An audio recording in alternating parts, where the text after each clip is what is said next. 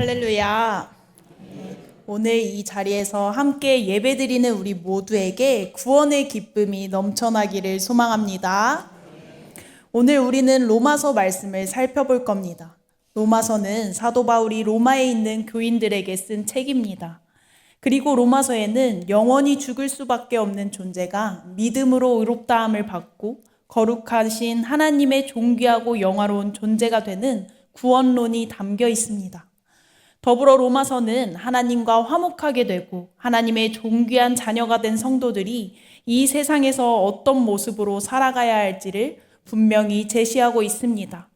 특별히 오늘 본문은 구원에 대한 핵심을 말하고 있는데 당시 유대인들은 구원의 의에 대해 오해하고 있었기 때문입니다. 유대인은 율법에 관한 지식을 많이 가졌지만 자기의 의를 세우려 했습니다. 사도 바울은 이런 이스라엘을 안타깝게 여기며 그들이 따라야 할 바른 의를 알려줍니다. 그 바른 의는 다름이 아닌 율법의 마침이 되시는 예수 그리스도이십니다. 그렇다면 우리의 믿음은 어떤가요? 우리도 구원받은 사람이라 말은 하지만 구원의 의를 잘 모르고 복음조차 제대로 전하지 못하는 사람이진 않은가요? 오늘 본문을 통해 구원의 의를 분명히 깨닫고 복음을 확실히 전하며 사는 우리가 되기를 원합니다. 9절은 구원을 받을 수 있는 방법을 말합니다.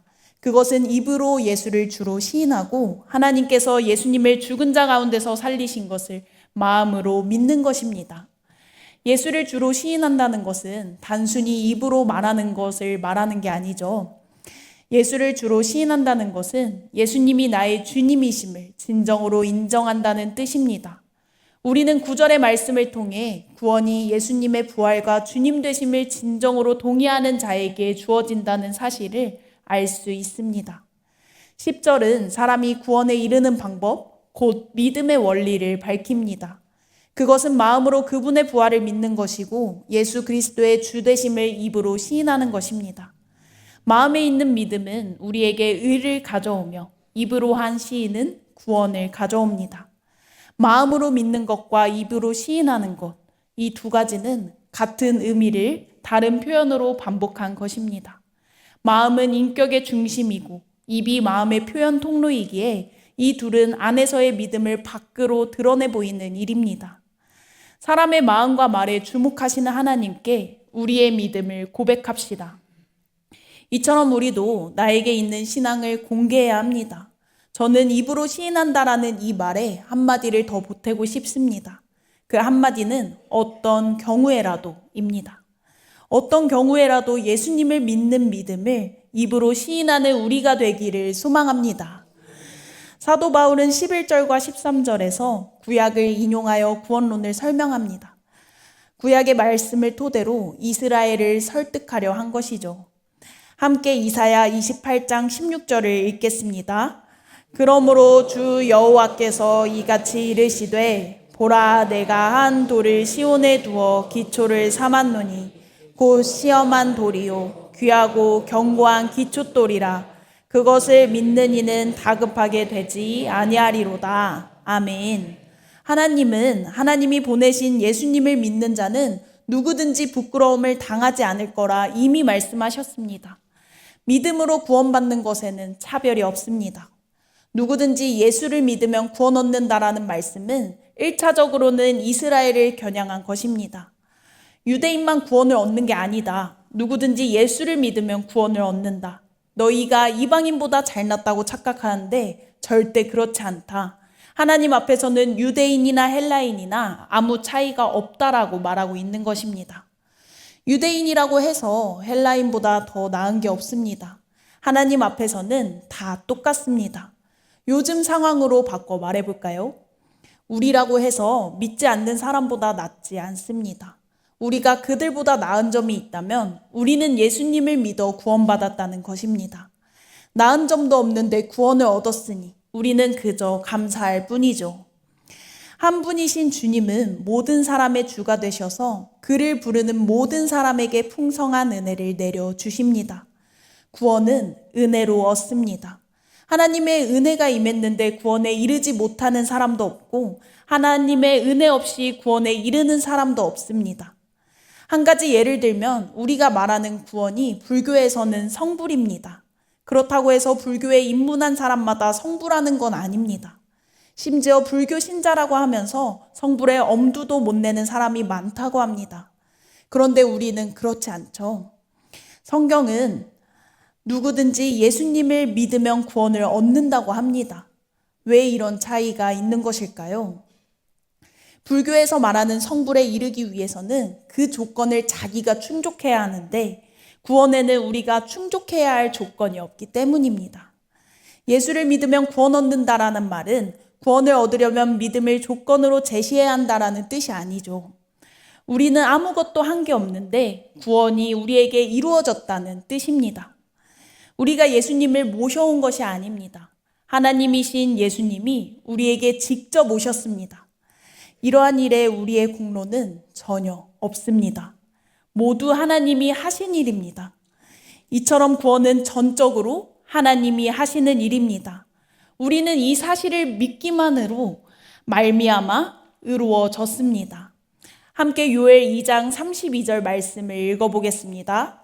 누구든지 여호와의 이름을 부르는 자는 구원을 얻으리니 이는 나 여호와의 말대로 시온산과 예루살렘에서 피할 자가 있을 것이며 남은 자 중에 나 여호와의 부름을 받을 자가 있을 것임이니라. 아멘. 누구든지 주의 이름을 부르는 자는 구원을 얻습니다. 그런데 주의 이름을 부르려면 먼저 주님을 믿어야 하죠. 주님을 믿는 것은 그냥 되는 일이 아닙니다. 믿음은 들음에서 나며 라는 말씀처럼 누군가로부터 들은 게 있어야 합니다. 믿음이 우리 내부에서 만들어지는 것이 아니라는 뜻입니다. 또 예수님에 대해 들으려면 전해주는 사람도 있어야 합니다. 전해주는 사람은 자기 혼자 알아서 전하는 게 아니죠. 누군가 보냈기 때문에 전하는 것입니다. 결국 누구든지 주의 이름을 부르는 자는 구원을 받으리라는 이 말씀은 15절에 나오는 아름답도다 좋은 소식을 전하는 자들의 발이여로 연결됩니다. 구원에 대한 잘못된 지식을 갖고 있으면 예수 그리스도를 통해 주어지는 하나님의 은혜를 온전히 받아들일 수 없습니다. 예수님을 주로 인정하고 그분의 부활을 믿어야 합니다. 구원은 오직 믿음으로 받을 수 있습니다. 하나님에 대한 열심으로는 구원받을 수 없습니다. 예수님과 부활에 대한 신앙을 통해 하나님이 그분의 자녀로 삼아 주셨습니다.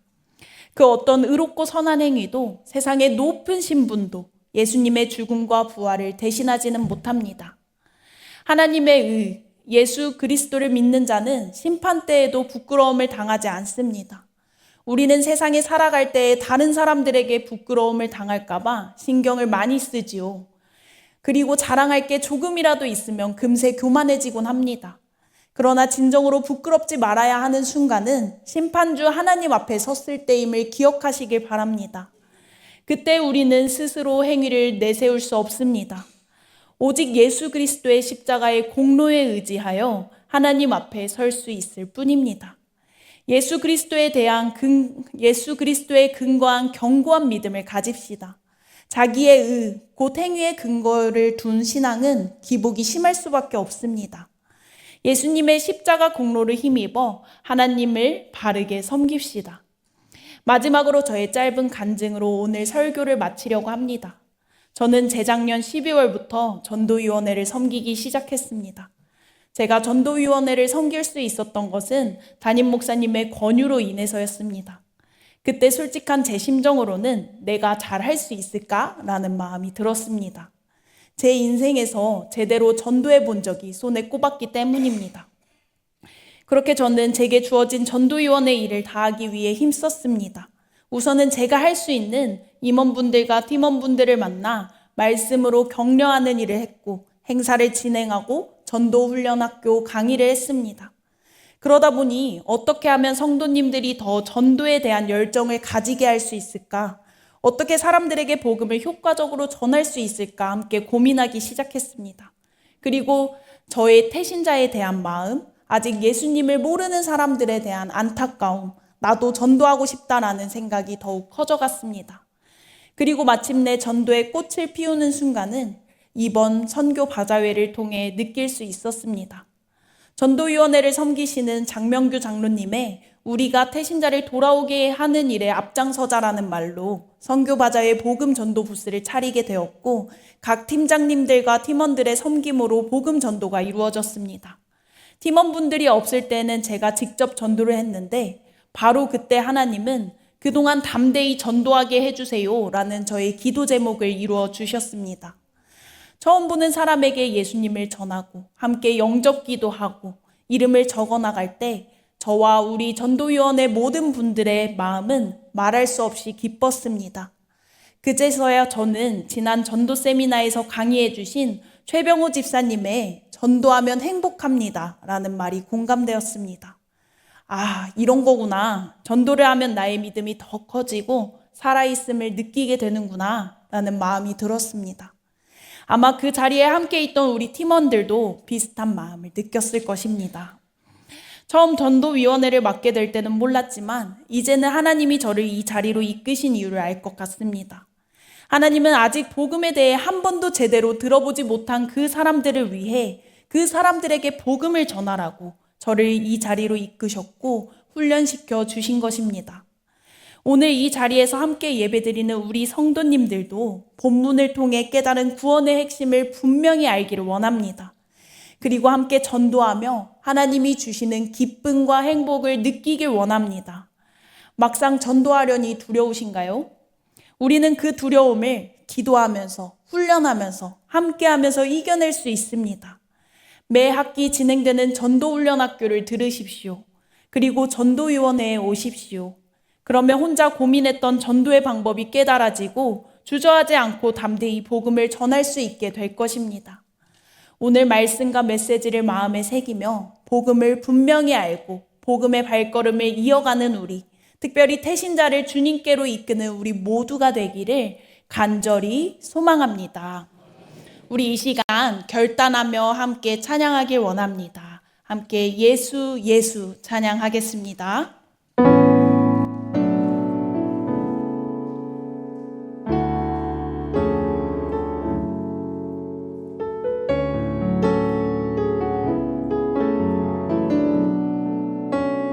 슬픈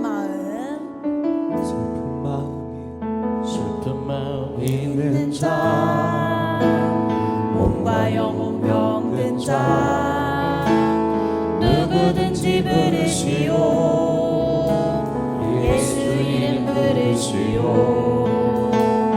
그 이름을 믿는 자, 그 이름을 부르는 자, 그가 어떤 사람이든 그는 구원 얻으리. 다시 한번 고백합시다. 슬픈 마음 있는 자, 슬픈 마음 있는 자, 몸과 영혼 병든 자, 누구든지 부르시오. 누구든지 부르시오.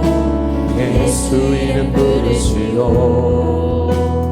그 이름을 믿는 자, 그 이름을 부르는 자, 그가 어떤 사람이든 그는 구원 얻으리. 예수 예수 예수 예수 오 구원의 그 이름 예수 나 외쳐 부르네. 예수 예수 오 구원의 그 이름 예수 나 외쳐 부르네. 예수 그리스도 은과 금 내게 없으나 은과 금 내게 없으나 다 가진 건 너에게 주니 능력의 이름 예수라. 그 이름을 부르시오. 그 이름을 믿는 자, 그 이름을 외치는 자, 그가 어떤 사람이든 그는 주의 영광 보리라. 예수 예수 오 능력의 그 이름 예수 나 외쳐 부르네 예수 예수 오 구원의 그 이름 예수 나 외쳐 부르네 예수 그리스도 예수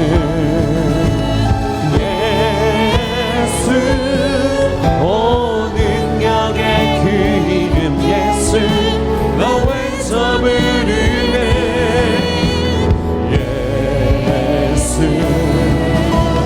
예수 오 구원의 그 이름 예수 나 외쳐 부르네 예수 그리스도 두 가지를 놓고 함께 기도하기를 원합니다. 먼저 말씀을 통해 깨달은 것처럼 복음의 내용을 우리가 분명히 알고 복음의 발걸음을 이어가는 우리, 특별히 태신자를 주님께로 이끄는 우리 모두가 되도록 특별히 전도위원회를 위해 함께 중보해 주시길 바랍니다. 전도위원회가 하나님의 인도하심과 보호하심 가운데 끊임없이 복음 전할 수 있게 해주시도록 이 두 가지 기도 제목 놓고 함께 주여 부르고 기도하겠습니다.